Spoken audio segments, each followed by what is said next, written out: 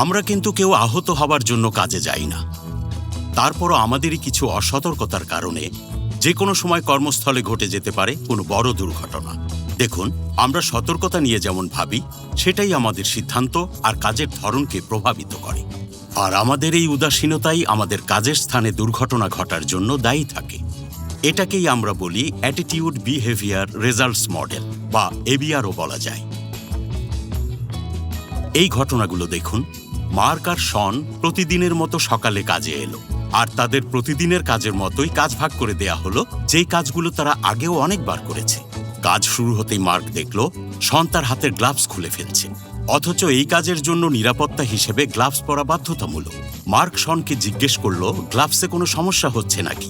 শন জবাব দিল, গ্লাভস পরলে ভারী লাগে, এর চেয়ে খালি হাতেই কাজ করা সহজ। মার্ক নিজেও মানল যে গ্লাভস পরলে অস্বস্তি হয়, কিন্তু সে জানে যে এই কাজের জন্য গ্লাভস পরতেই হবে, কারণ ও চায় না হাতের কোনো ক্ষতি হোক। মার্ক শনকে গ্লাভসের প্রয়োজনীয়তা বুঝিয়ে বলল, কিন্তু শন রাজি হল না। কিছুক্ষণ পরেই একটা অপ্রত্যাশিত কারণে তাদের কাজের যন্ত্রগুলো বেশ নড়ে উঠল। মার্ক চমকে উঠে নিজেকে খেয়াল করল, সব ঠিকঠাকই ছিল। তারপর শনের দিকে তাকাতেই দেখল ও নিজের হাত তুলছে। শনের হাত একটু কেটে গেছে। মার্ক জিজ্ঞেস করল, তুমি ঠিক আছো? শন বলল, ও কিছু না, আর বাকি কাজ করতে ব্যস্ত হয়ে পড়ল। কিছুদিন পর শন খেয়াল করল ওর কাটা জায়গাটা সারেনি, হাতের ব্যথাটাও বেড়ে গেছে, আর এখন ওর শরীরটাও কেমন খারাপ হতে শুরু করেছে। তারপর শন হাসপাতালের জরুরি বিভাগে গেল। পরীক্ষায় জানা গেল ওর সেপসিস হয়েছে, যেই ইনফেকশনে মৃত্যু পর্যন্ত হতে পারে। দীর্ঘ 2 মাসের চিকিৎসা আর সিক লিভের পর শন অবশেষে কাজে ফিরতে পারল।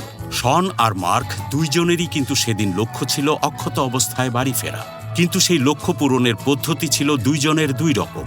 মার্কের মনোভাব ছিল, আমি সঠিকভাবে নিয়ম মেনেই কাজ করব, কারণ আমি আহত হতে চাই না।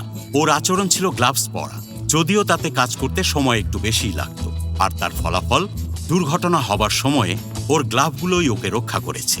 অন্যদিকে শনের মনোভাব ছিল, যত তাড়াতাড়ি আর যত সহজে সম্ভব কাজটা শেষ করব।